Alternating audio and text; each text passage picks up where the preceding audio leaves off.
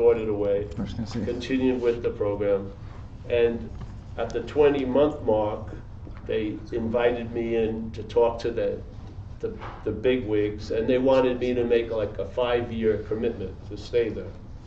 Now, I wasn't that keen on that, so I said, is there any other option? And they said, yeah, there's a 4-month program, workout program, where I would find a job, yeah, and if I found a job and I got a checking account and I bought a car, and after 4 months, if I had fulfilled those requirements, had a steady job, everything, if I found a place to live, I would graduate. So that's what I tried to do. So it was a trip. So I got a job. This is funny, in a weird way. I looked at the newspaper, Wane. And the first place I looked at, I got hired. And I thought it was God working for me, yeah? But in hindsight, the manager of this crazy place, it was a specialty hardware, and the owner had a son who could give a shit about specialty hardware. So he was supposed to be running this thing, but he had a manager that was running it. And this manager, about a year after I left, was murdered, executed on San Bruno Mountain. He was a big cocaine dealer. So the reason why he hired me, he knew what I did. That I had been doing a lot of coke, and he had plans for me. So this idea that God got me this job, it was basically the guy knew exactly what I did. Yeah, and so he hired me. And every Friday they would quit at halftime, and they'd all start doing coke and drinking, and then go play pool at a bar across the street. And I never did it. I kept my commitment, but I was thinking, man, that first Friday I'm out at Delancey Street. So 24.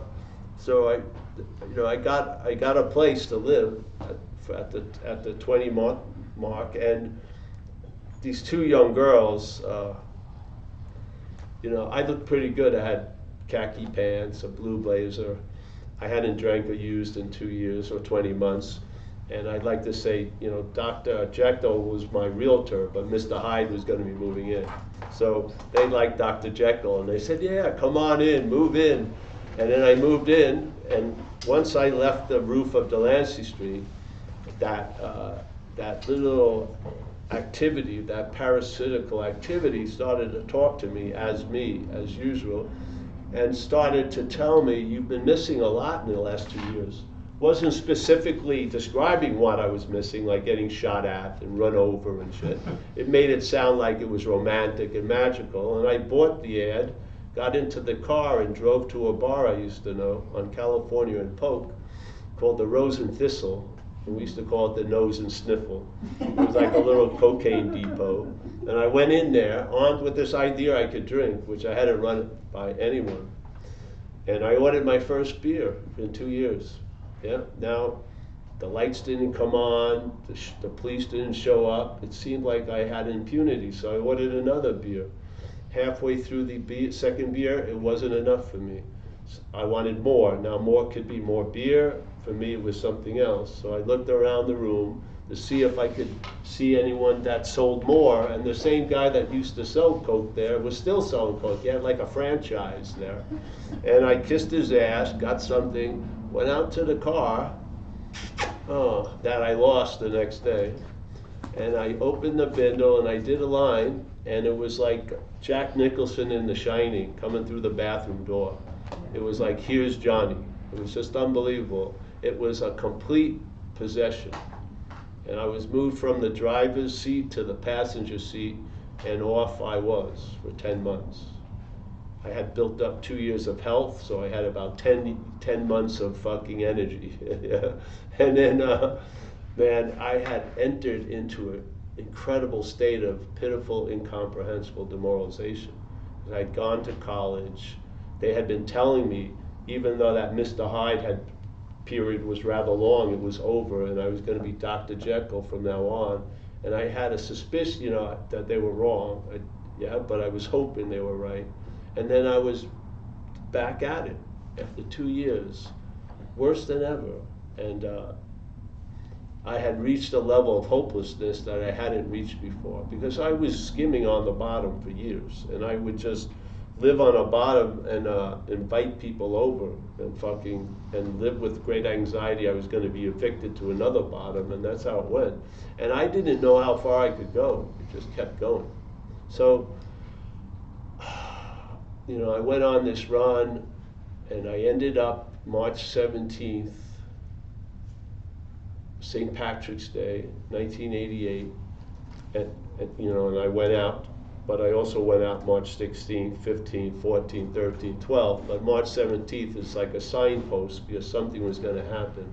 So March 17th, I went out in San Francisco. I was somewhat okay. March 18th, I lost the car. March 19th and 20th, I don't remember. And suddenly, March 21st, I woke up and I was in a trailer park, and next to it was a hang gliding airport, and there's no hang gliding airport in San Francisco. And so I was sort of going, what? And then it was a very low roof, and it was a trailer, and a guy was sitting away from me, and we were passing a bottle of what they would call Smirnoff here. It's a different, thing they put on the bottle. It's called Royal Gate. We used to say, the gate you enter at the end is the Royal Gate. It's like 80 cents a pint. It's pretty. So there we were passing this bottle of Royal Gate vodka. And if you don't know, thank God, you probably don't know, but if you've gone through blackouts, it feels as if you've parachuted behind enemy lines and you come to in a foreign environment, and you're thinking you just showed up at that moment, but has been a Paul talking the whole time. You may have slept with your girlfriend. She didn't see you as anything other than Paul, but you have completely forgotten what Paul did for 3 days or 4 days. Yeah. So it rushes back, and so I'm looking at this guy. He has a big head, bulbous nose, varicose veins, and I say to myself, this guy's a fucking bum. And lo and behold, he saw me as a bum. And at that moment, something I didn't think could stop, stopped. So that moving picture on the screen in my head that kept on moving stopped. There was a pause, and if you're in recovery, you know what a pause is like. There was a pause, like it was frozen, and then it went blank, and then it was like a CNN news flash. Just a headline dropped in, and it was, I'm fucked. Yeah, which was true. And then the next thing underneath it was, and I'm not managerial quality. Very, very important. And from this point on, for over 36 years, I've never had a strong feeling or thought about drinking and using. But that would have died on the vine unless I got introduced to a way of life, which is what happened. This shit happened to me. My whole thought system's changed. I left that freaking trailer, and I went to a phone book, and I called Delancey Street. And Delancey Street had been getting a newsletter and knew what I'd been doing. And I said, can I come back? And they said, no. They said, you can come back in a month and we'll interview you. And I said the first honest thing I'd said in 10 months, which is, I don't think I have a month. Yeah. So called up this woman. People like me usually went out with nurses, a lot of nurses, because I needed access to syringes and shit like that. And so I went out with a nurse, vaguely, and I called her up and I asked her to help me. And she did. She drove up in an hour and a half.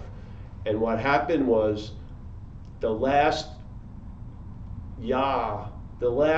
scream of alcoholism, the last time ever, when I got in her car, I tried to talk her into buying some Coke, get some beer, get the dirty magazines, rent a hotel room. Now, she had followed that equation with me many times. Had it been that satisfying for her? So she said, no, we're not doing that. And she says, do you want a place to stay? And I said, yes. And she says, you got to go to an AA meeting. And so this sounded incredible, because the last time I had this deal, it was a 2-year commitment. She's asking for 1 hour. So I went to my first AA meeting, Salvation Army, Army Street, and Valencia, March 21st, 1988. Walked in there, men's meeting. She dropped me off. I didn't have any idea if she was going to pick me back up. I didn't know. I went in there and I felt hope. And that feeling hope allowed me to feel how hopeless I was. went to her apartment. She had a condominium. Her roommate didn't like me, so she had to sneak me in. I had to sleep in her closet, and I'm longer than the closet. So I slept in the closet, hiding out from the other girl, and woke up in the morning, and things had changed. I knew I better call this AA thing that I'd gone to and see if there was an earlier meeting, because I wasn't going to make it to 8 o'clock at night probably. So they told me there was a noon meeting called High Noon on 17th and Guerrero, and I just started going to meetings, never stopped, 36 years. So AA has a very vague idea of what to me, humbly, what's the exact nature of the wrong. And I truly believe the exact nature of the wrong is that it's foreign to us. Yeah? So there's something in us that's not of us, that resides in the head, as the big book says, and that talks to us as us. Yeah? And in that being identified as that, we're open to be defeated by it over and over and over again. And I have a clear, one day, I don't know how many years I was sober, I read, you don't mind the people who came forward, we'll go into some other stuff, but it's the whole same point anyway. Yeah, so years on page 64, if you know page 64, there's a statement which is the exact nature of wrong. Being convinced self manifested in various ways is what has defeated us. That's the exact nature of wrong. It has a solution right in that sentence. There's self and there's us. Us is not self. Self has defeated us. Us is not self. How self defeats us is us thinks it's self. Yeah? But you're not. And so this happened, and I saw that word self, and I saw it as foreign to me. And know what happened? Immediately I could entertain, I can actually be free from it, because I'm not it. And then whatever happens gave me a scanning of years of exactly the dilemma of many of us in recovery, which is self can't get out of self. So I have been trying to get out of the problem as the problem. Yes? And that makes your recovery a fucking problem in some respects. So this hit me, it's never changed. And then I had a platform because I was leading fourth step workshops, and I've been able to go around the world, write a book, come here, give talks at rehabs, all this, and my tune has not changed, because I humbly believe if you don't see it, you're looking from it. Yeah? If you don't see the act of selfing and you're taking yourself to be a self, you're looking from what's going to defeat you. It's just that simple. And I haven't met anything else or anyone else that has convinced me otherwise in recovery. And what blows my mind in a lot of ways is everyone here in recovery, we seem to have an innate ability that when we get sober, we actually have a lot of intimacy with the statement, something does for us what we can't do for ourselves. Yeah? And therefore it induces gratitude, and you have awe, and you're just jacked up, because what you couldn't do for yourself, no other human power, your mother, the state, anything like that, something has. Yeah? So I was struck sober. My mother sent me St. Jude medals, St. Christopher medals, novenas from the church. The state incarcerated me quite a lot. All this stuff, none of it produced the effect that was produced by something. I can't see it, and it was not and is not a human power. Exactly what was stated. This is what I don't understand. Why, if you can easily see that something's doing for you what you couldn't do for yourself, why can't you easily see that something was doing through you what you would never have done to yourself? So that the infection, the parasite of self, yes, has expressed its agenda through you, and you keep calling it yours. Yet, when all this good stuff happens in the program, you give the glory to the higher power. Why aren't you giving the fucking debt to the lower power? That doesn't make sense to me. We have the ability. We're not seeing something. And I truly believe the resistance to the program isn't coming from you. It's coming from a parasite that has you.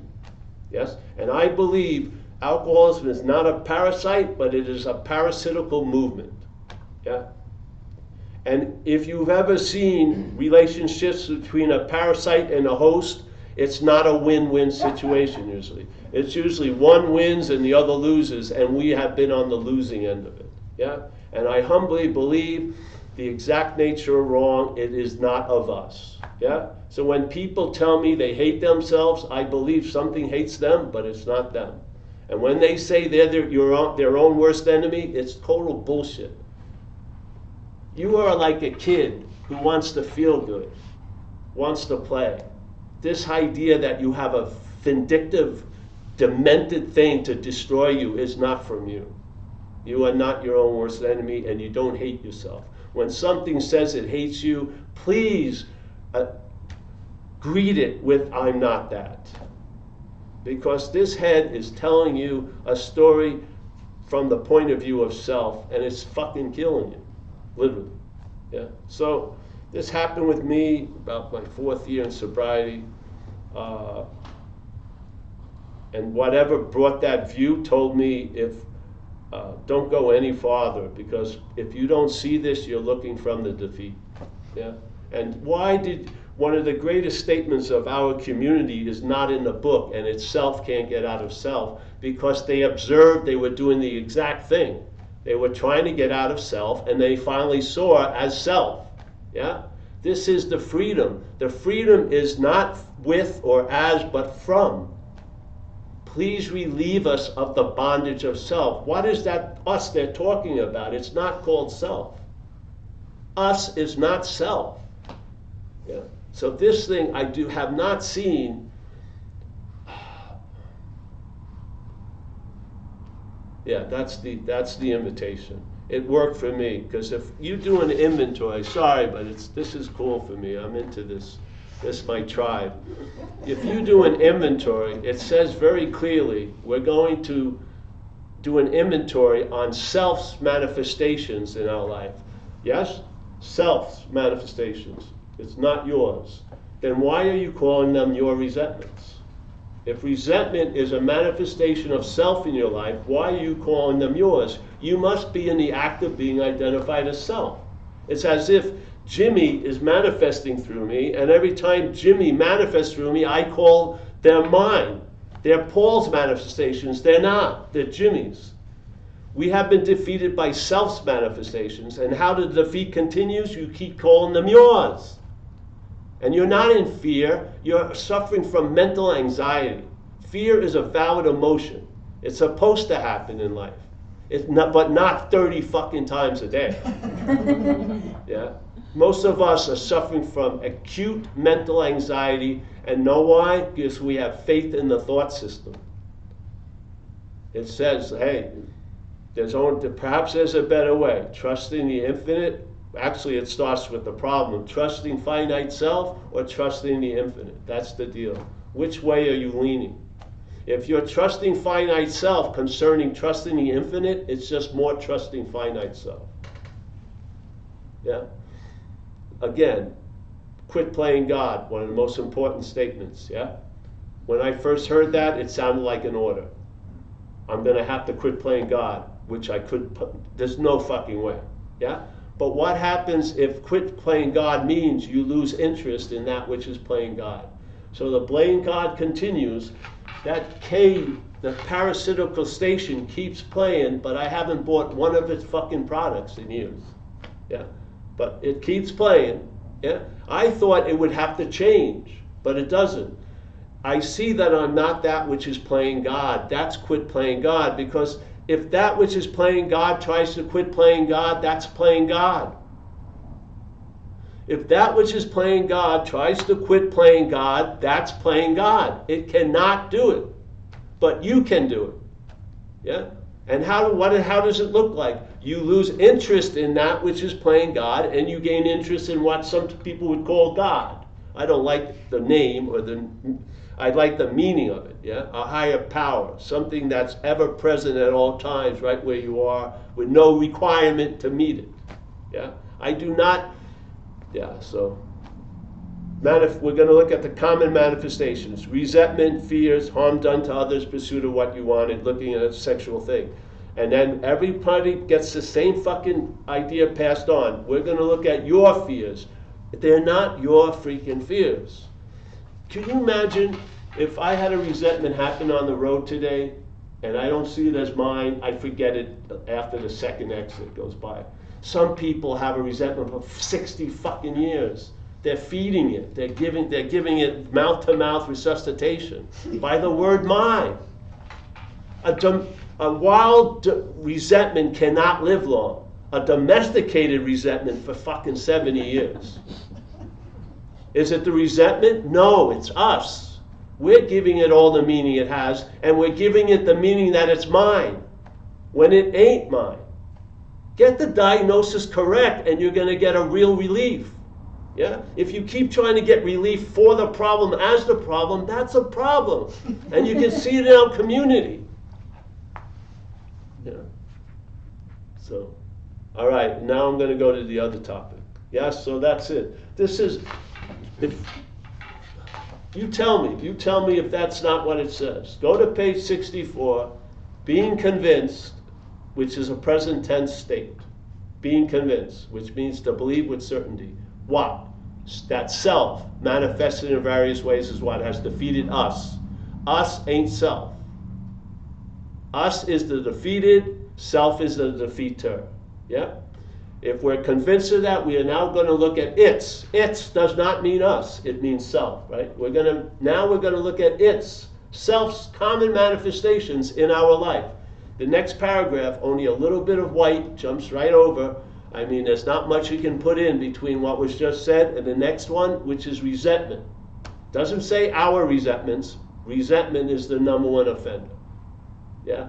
It never says, but see, resentment, the way the mental state reacts to it, it's mine. And now, when you own a resentment, the resentment owns you. It's just that fucking way. And you know, you may have a thought that's driving you crazy, yeah, and it doesn't affect me one bit. But that same thought in my head, and I hold it as mine, it has the ability to drive me crazy. It's not the thought. We're giving it the meaning it has, yeah? Turn yourself over to the higher power and allow it to use you to give meaning. Instead of trying to give meaning to the higher power, let the higher power give meaning through you, and you'll find out what you are. It will. I got my ass completely kicked, but when I left Delancey Street, it was awesome when I got sober, because I had a 2-year experiment. They were running my life for 2 years, and I didn't like them. I didn't like the people who ran it, but I had to begrudgingly admit my life looked better with them running it than it ever did with me running it. Yes? And you can manage a lot of people and still be managed by the higher power. So this is, it's an important point to me, because AA was written, they had 4 years at most. Yeah? There are people now who have 50 or 60 years. There is another wave in AA. The biggest wave when you come into AA is to see your role in things. Yeah? The first time I did the inventory, didn't get it. I just hated Wendy, didn't see, and because she left me, didn't see anything that I had to do. I went to these great seminars called Joe and Charlie in Sacramento. And on Saturday morning, they went over the fourth step. And I mean, I do not believe the big book is difficult with words to understand, but I was not understanding it the way they presented it. And I listened to what they had to say, and I got it. I got that from the first column, because in a bar right now in Great Barrington, people are doing the first 2 columns of the inventory.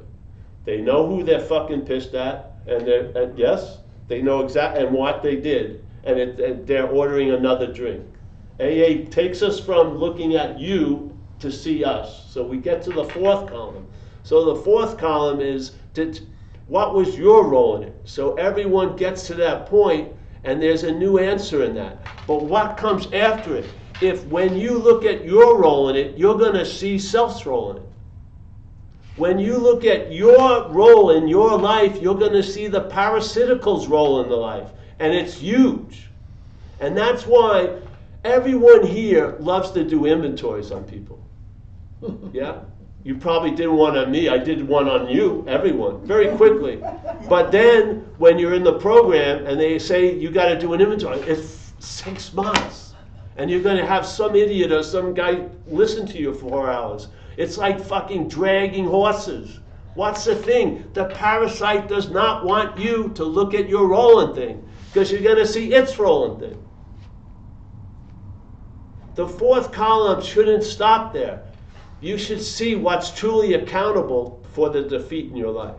Now, I have made all the amends I was supposed to make, yeah, but it didn't stop there. I do not believe I did most of the shit I did while under the influence. You're never going to convince me of that.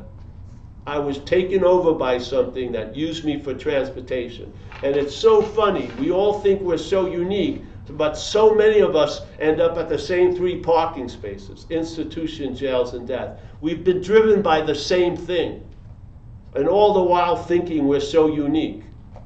Yeah? So look into nature. Look at parasites in nature. There's a parasite from a mushroom species called cordyceps. This cordyceps was confronted with a weak system of reproduction. It's got an umbrella with spores. It's got to hope the wind blows or an animal hits it or something to sort of go somewhere to grow more mushroom. It didn't want that chance, so it developed something where it attaches itself to an ant. And that spore digs into the ant, and it jacks into the ant brain, and it tells the ant where to go, to a dank, dark place. When the ant takes it to the dark, dank place it wants to go, it kills the fucking ant, and the mushroom grows right out of its heads. We're even crazier, because we'd have a story that we're the one driving right to the dark, dank place. At least the ant is just comatose. But we'd have a narrative going along with the takeover. There's another one, Candida, lives in everyone, yeah? And Candida loves flowery, sugary shit, yeah? It can't order from Entenmann's. It can't go to the bakery, yeah? It's in you, it's in your gut, and it needs something that's not near your gut. It wants you to get it and put it in the gut so it can get it, yeah?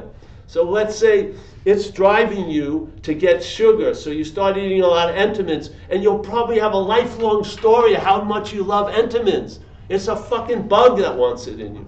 You're just being used for transportation. And the cordyceps not only attack ants, they always have, each species has a different insect it targets.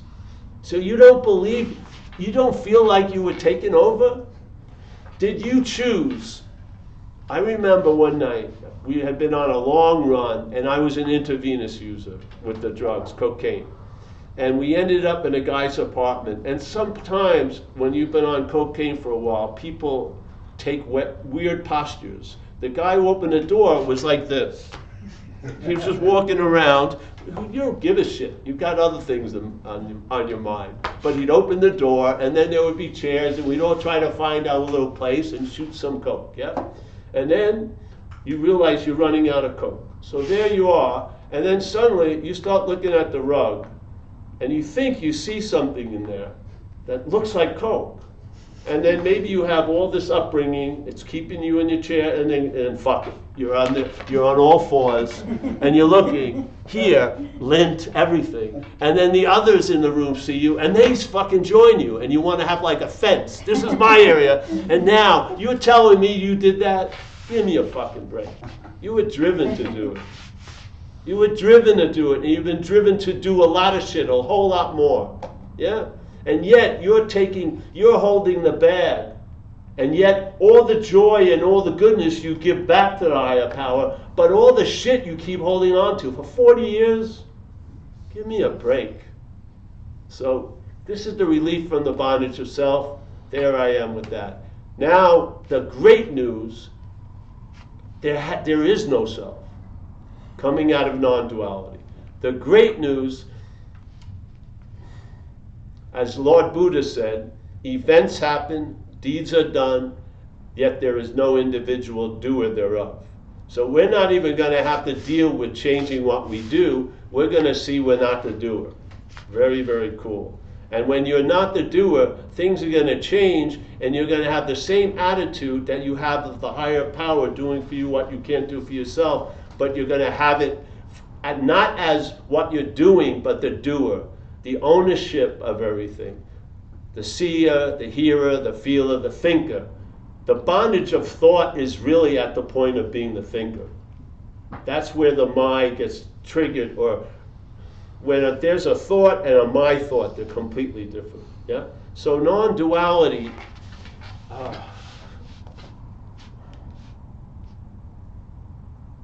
It goes so seamlessly with recovery, because recovery is very clear. Probably the most word used in the whole book of recovery is self. Yeah. Self-seeking, any life run on self, selfishness, self-seeking. Above all else, you have to be rid of this shit. It's always about this foreign agent, yet we're still bound to it by our identification as it, yeah? But non-duality says a beautiful thing, many of them. And one of them is the seeker. This is how most of our life has gone. The seeker is established, and then there's seeking for something called the sought. Like when I was in addiction, the seeker was Paul, cocaine addict, and what I sought was cocaine. So the seeker and the sought. The sought changes a lot. Now I do not seek cocaine, I seek other things, yeah? Maybe a good latte and stuff. The seeker and the sought, but the seeker stays the same and the action stays the same. Seeker and seeking, the sought changes, yeah? What non-duality says is the seeker is the sought. Yeah. So it compresses time and space, and you are what you're looking for right now. You're not gonna be what you're looking for when you fulfill a couple of requirements or 50 requirements. You are right now what you're looking for. That which is looking, because it's not you, that's which is looking is what you're looking for. So the awareness that's looking right now is what you are. You are the awareness that's looking right now. Yeah? What unfortunately happens, we take our position of being the mental you, yeah? And now we're using awareness to look for awareness. So it's explained very beautifully. It says you cannot use the Buddha to seek the Buddha. Why do you think they say if you see the Buddha on the street, shoot him? Why do you think they would say that? Why? Because you're projecting your own Buddhahood on someone else to hide the Buddhahood where you are. You're hiding that you are the Buddha by worshiping and going for that Buddha. So they say in Zen, shoot the fucking Buddha. Yeah? So that you'll be seeing the Buddha in your own nature. So here's a beautiful statement. You can't use the Buddha to seek the Buddha. You can't use light to seek light. You can't use big M mind to seek mind. What does that imply? I hear it as it implies we're light, mind, and Buddha. Yeah? And many of us, we're taking ourselves to be Paul. Without knowing it, we're using our Buddha nature to look for whatever we're looking for. We're using mind to look for whatever we're looking for, and we're using light to look for whatever we're looking for. All the while, a lot of times, what we're looking for is light. So we're using light to look for light.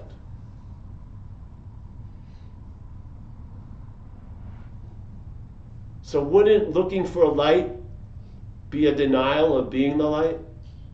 Yes, that's exactly what it is. So you project what you are somewhere else so you can look for it to hide the fact that you are. Yeah? This happens, and self is just a fucking idea that ran wild. And our solution, the reason why I drank was to get relief from self. So my first solution was drinking. It was. And then that wasn't fast enough, so then my next solution was drugs. Yeah. And I thought it was medicine, but the cops did not. Yeah. And when I drank, I realized I had magnetic appeal to people in uniform. I attracted a lot of fucking consequences that I didn't like, but I was willing to pay any consequence tomorrow not to feel uncomfortable now. And I lived that out. I got run over twice in the same night by the same fucking car. Yeah. Following my head, saying a bar that had no people when I left it, a huge party had erupted there, and I was missing out on a fucking Sunday night, freezing cold in Baltimore, Long Island, January 30th. I go in there, only 2 people were in that bar. I knew the bartender. He gave me a couple shots of Grand Marnier, he gave me a Quaalude, went back to my sister's house, irritable restlessness, discontent. I bet you a huge party erupted back there. You're missing out. Got back in the fucking car. Last thing I remember is the light in the car. Next thing I remember, I woke up horizontal and I was in a hospital movie. Did that stop me? No, it didn't stop me, because I wasn't fucking driving the bus. I was calling that which was defeating me, which ensured a lot of defeat. Yeah. It's very important you get clear about it, because your freedom is compromised because you're trying to be free as something that you're not, instead of free from something that you're not. Yeah, and it cleared it up in me. And since then, the 25 or 30 years of sobriety truly have been a day-to-day thing of the problem does not exist for me, which is an incredible solution. It's one of the, they talk about it, it's one of the effects, yeah? And this effect is not based on any of your thought or your effort. The problem will not exist for you. And know how that stabilizes? The problem does not exist as you. Yeah?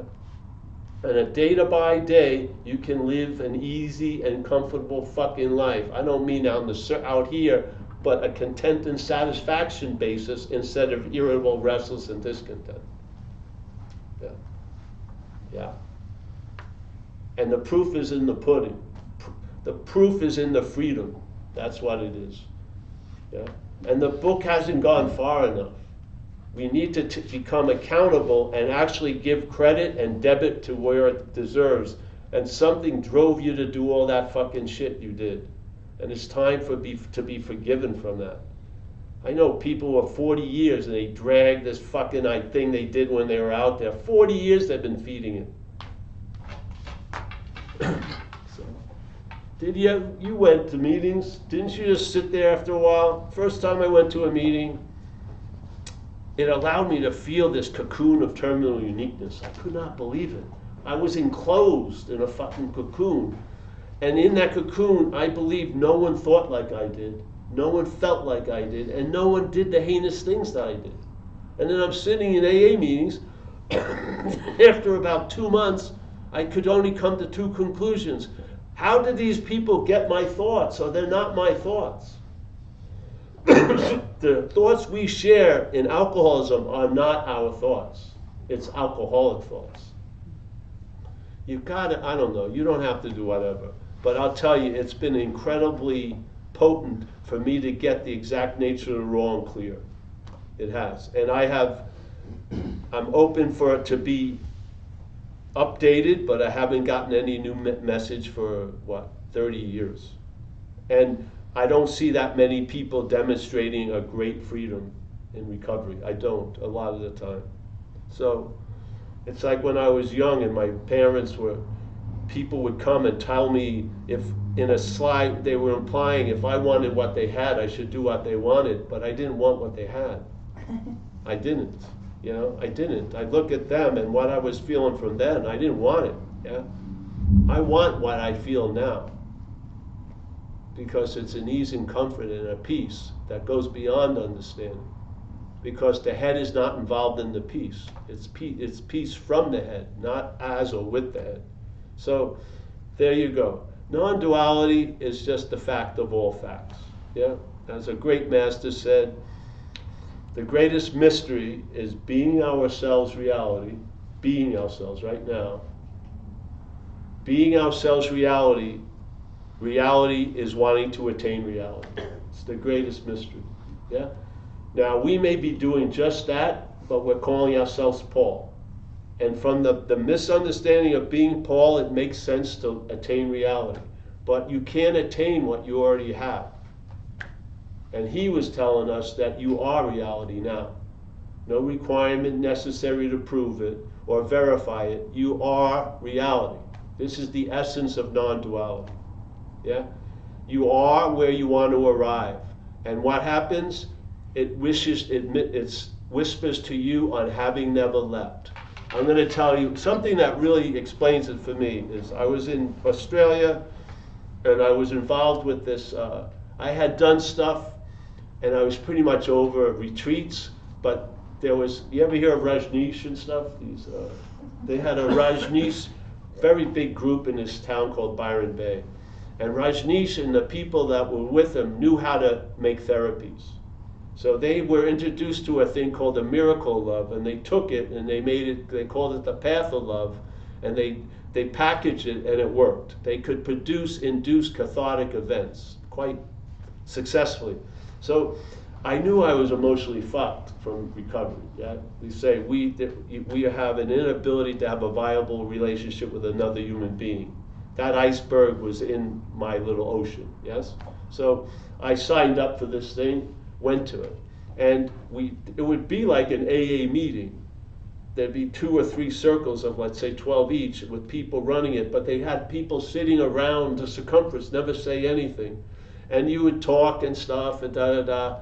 And then at the afternoon, they clear the whole place up, put mattresses, get a DJ, and you'd come in and they play music and you just go into something. So one day on the 6th day of this whole thing, I got induced to this thing where I started to cry and I'm going off and I'm chanting, I can never get back, I can never get back, like I left the Godhead or I did something like the prodigal son or whatever that has no ability to return. I'm moaning and they're loving it, the people running it. They thought I was at a very high point of surrender. I can never get back, da da da. And then they took me out of the room, you know, I was like a big celebrity, you know. And then a couple of days later, the idea of non-duality kicked in, and I realized the reason why I can never get back is because I never left.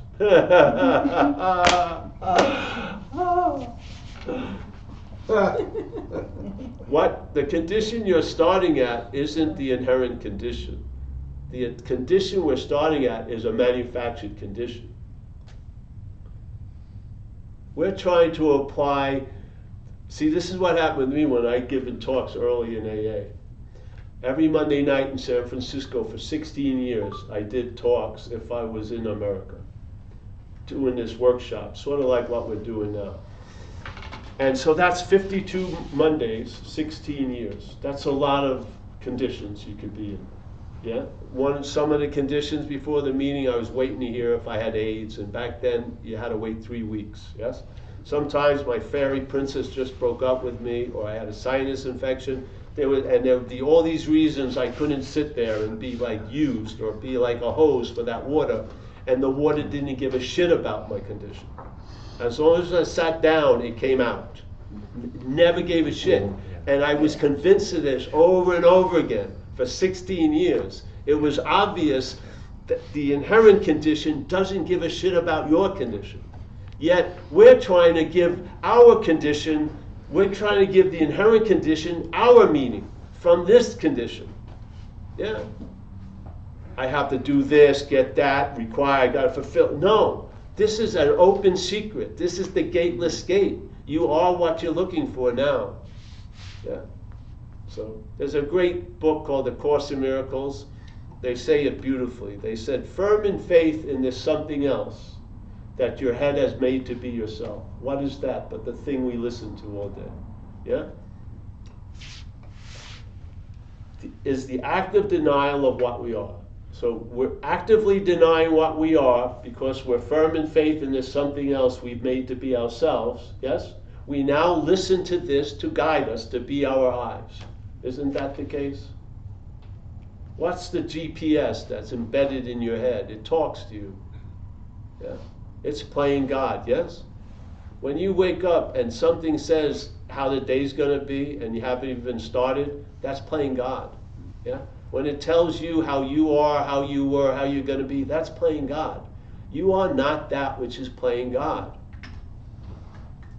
But you're being played God on, for sure. Yeah, so this I'm sure of. I'm sure as much as I can be. I've been a living member of this program for 36 years.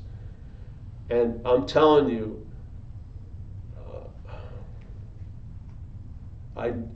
reason why we're doing it right now is because I did not hear it in the community.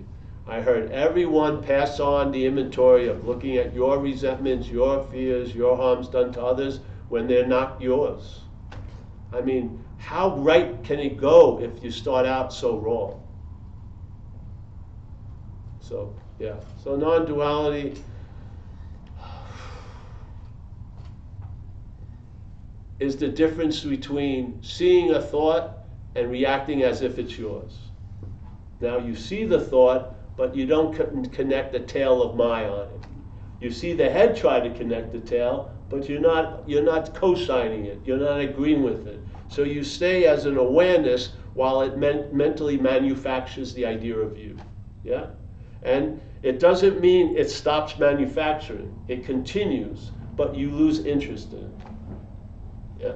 And then the interest that you lose in it goes somewhere else. To me, it enriches your day instead of being used by the head to enslave your day. It's that simple. Yeah? Instead of being preoccupied by yesterday and tomorrow, you're present and available now. Yeah? You never get gypped again. The idea of getting into the moment is completely absurd because you've never been out of a moment. Yes?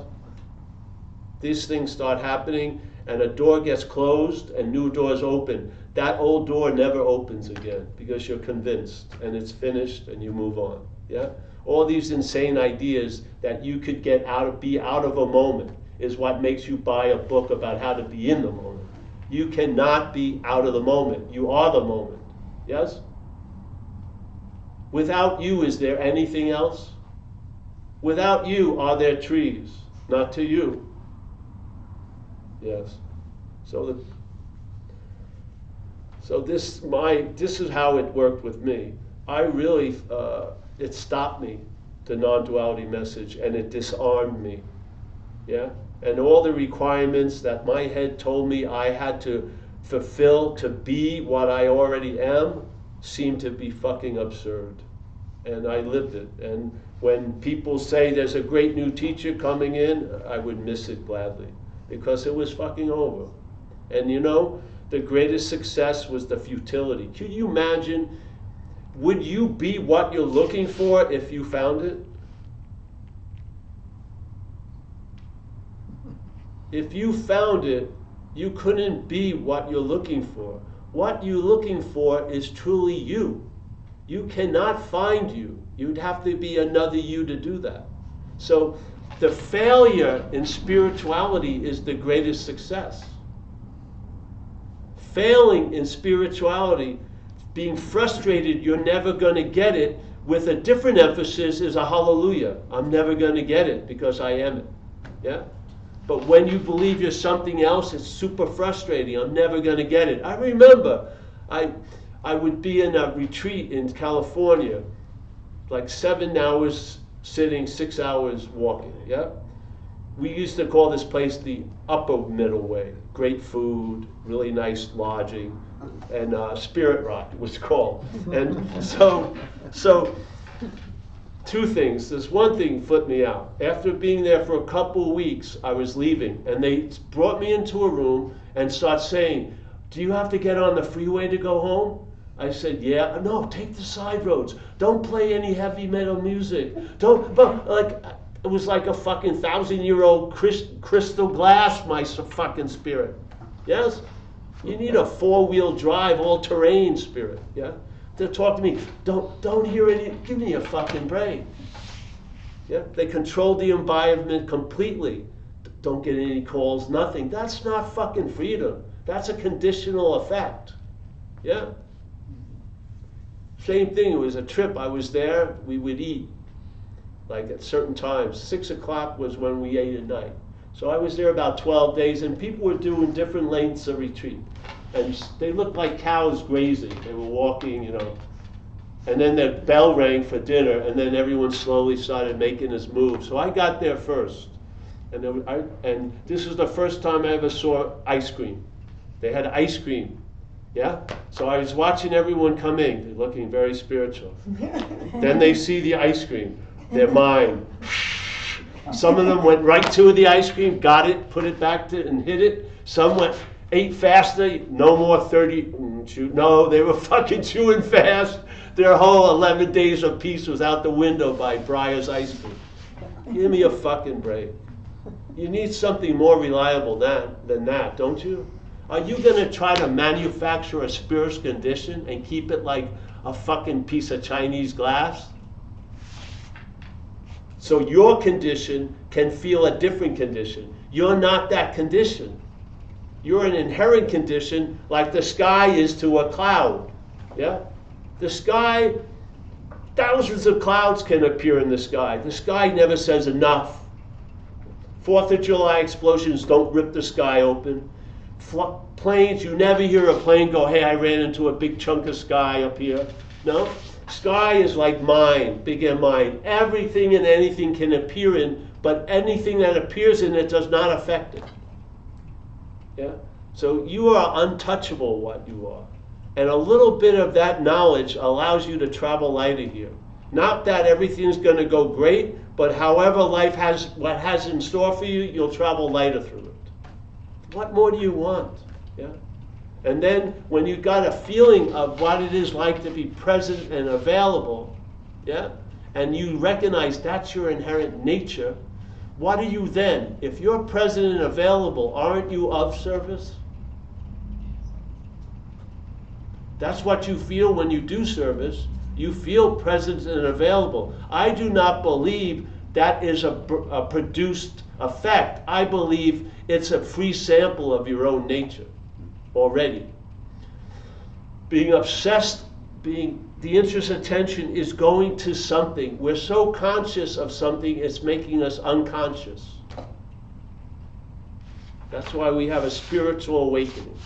We're not waking up, we're waking up from a mental condition, and then the spiritual condition, which is the prior condition, becomes obvious. Yeah? And so the mental condition diminishes, spiritual can get stronger. Now you're living life trusting the infinite rather than finite self. I hope you get into the habit of being sober. And there you go. Yeah. 36 years going strong. I don't fucking do much. I'm in the habit of going to meetings. I don't think about going to a meeting. I think about which one. Yeah? The principles have become the way of life. I've been tattooed with a way of life that works to handle the action figure so that I can feel a lot of shit. Yes? Peace, enjoy peace of mind, feel a power coming in, sense of conscious presence, all of that is available. Yeah? Yeah, so. And then invite me back, we'll have a non-duality talk. Yeah? They're basically the same thing. Here, in recovery, it's good to be helpful. In non-duality, it's not good to be helpful. It's best to leave you to your own devices so you see they're not yours. Yeah?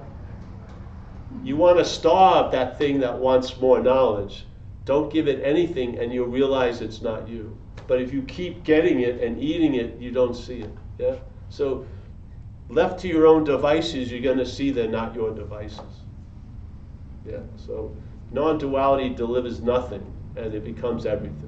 Yeah, but it doesn't give you anything really. It's not a good skillful means. You can't apply it to anything because it's a prior fact and it influences everything.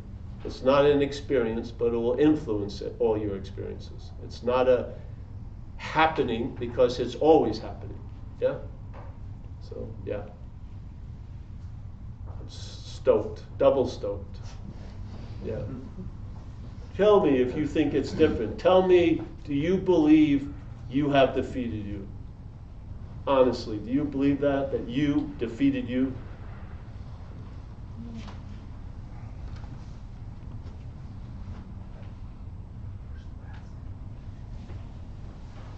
Do you believe that we have a disability? We can only recognize when something does for us what we can't do for ourselves, but we cannot recognize when something does through us what we would never do by ourselves. I see that as the same movement, just a different thing. Lower power, higher power. But it's the exact same movement. Something is using us, as it says in the book. You're driven. What does the word employ mean? It means to use. We have a new employer, which implies there was an old employer. Where are all the tax returns for the old employer? You're paying it all off. You are.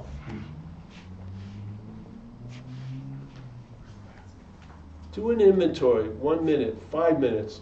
Instead of calling the resentment yours, just say resentment. See what happens, yeah?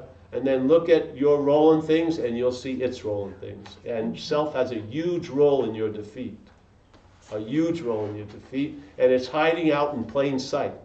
Because we're still passing a misunderstanding when we're advising people to do inventories. We say, go look at your resentments, your fears, and it's not even fear, first of all. Fear is an instrument the mental anxiety plays, yeah? It provokes a sense of fear, but it's not an apparent threat. It's made up. And the only way something that not happening could have an effect on you is through faith. There must be a lot of trust and faith in the thought system for us to be dominated by what's not happening when we're actually in what's happening. Surrender, and this program will shift the faith from the finite to the infinite. Yeah? And you'll feel it. You'll be able to enjoy peace of mind. You'll feel that new power flow in. You'll be available and present as a condition you're in, not something you produced, and you'll be of service. Yeah? I don't know how it will look, but something's going to use you. It always does. So, yep, I think that's it. I don't want to go into that non-duality so much right now. I hope you felt something of non-duality now. Yeah. Because, yes, so that's the point. The point is a feeling that wasn't produced. It's a feeling that's already there. Yeah? There's a sense of I am. That is the big... All right, I am going to do one thing. Because it goes with the AA thing. Okay. We seem to be in time and space, yes? And in time, there are processes. Like there's a process of breathing, digesting, and eating, yeah? And there's processes of actions, you know, spiritual practices and all this. Now, I humbly believe that the head, which is mechanical, it's not you, the head has a mechanical move that's probably the quickest process there is. And that is whatever conscious contact brings it into contact with, it claims. So when there's the act of seeing, it claims that there's a seer. Yeah. If you look at the event of seeing, there's no need for a seer. And when you look at the event of the seer, the seeing is essential. Because it's the claiming of the seeing that gives meaning to the seer. Hearing, hearer, doer, doing, doer, yes? So this is the bondage of self. It claims it, and you usually start as self. If you listen to your head isn't saying you're going to become a self, it says you already are. You are a historical doer, yes? When you do something right now, how you feel when you feel like a doer, you feel like you're a historical doer. You feel like you've been doing a lot of shit, haven't you? Same thing with thoughts. When there's thoughts, you feel that you're the thinker of them. Somehow they're yours. Yeah? This is the bondage of self. Now, in this process, if that is so fast, yeah, and the first process, because of it, the hierarchy in time, has the ability to infect the process that comes after that. So if the process that comes after it is about arriving someplace, you're going to want to arrive at some place as a person, as a thing, as the doer, as the feeler, yeah? And so that infection of selfing is going to be in all the processes, and some of them are presented as getting out of self, but they're actually reinforcing self. And I do not believe the processes that come after can affect the first process, but I do believe the first process affects what comes after. So this is why I believe the greatest success in spirituality is failure. Yeah? because you are what you're looking for. So the looking for it has to fucking fail to be successful.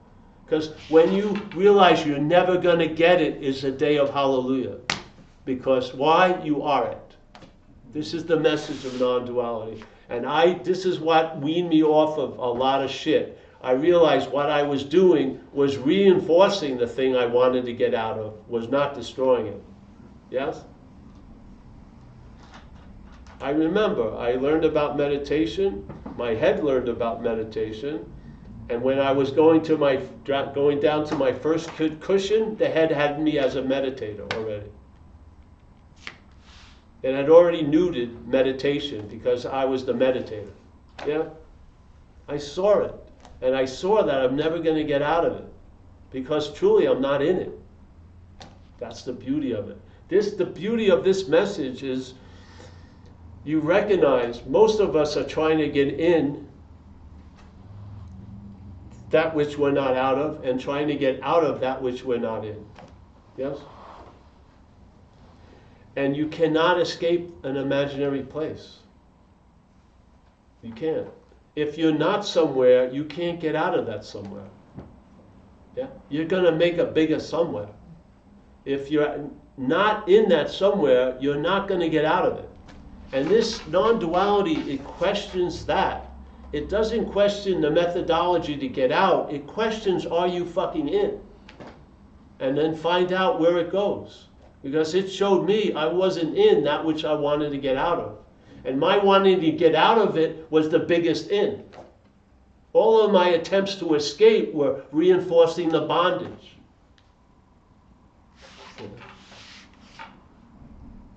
I rest my case. It's a simple invitation. Yeah, there's no draft. I don't, I'm compelled to share because something shared all this to me through this. And my point is just to share it out and see what it does. Relief is it. To be bound to the past by thinking you're the doer of shit you didn't do is so easily broken because you didn't do it.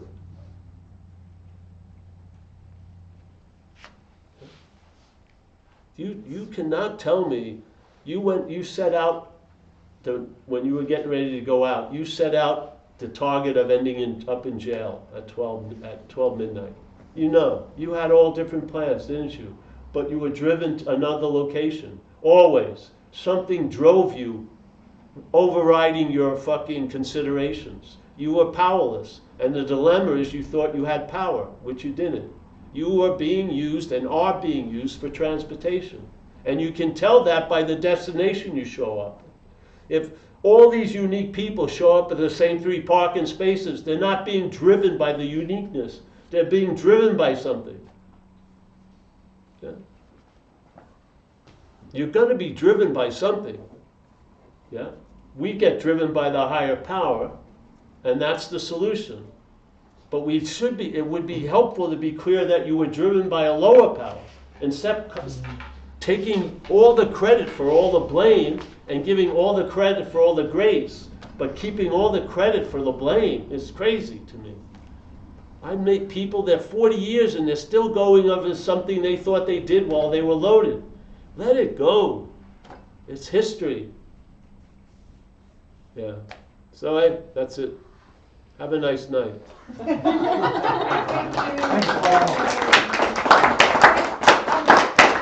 Now you can have questions if you want. Questions, then let me announce first in case people want to leave. We're passing the basket. Paul goes to Paul's, towards Paul's travels. And Paul is talking where are you talking tomorrow? Tomorrow, what's tomorrow? Friday? Yeah.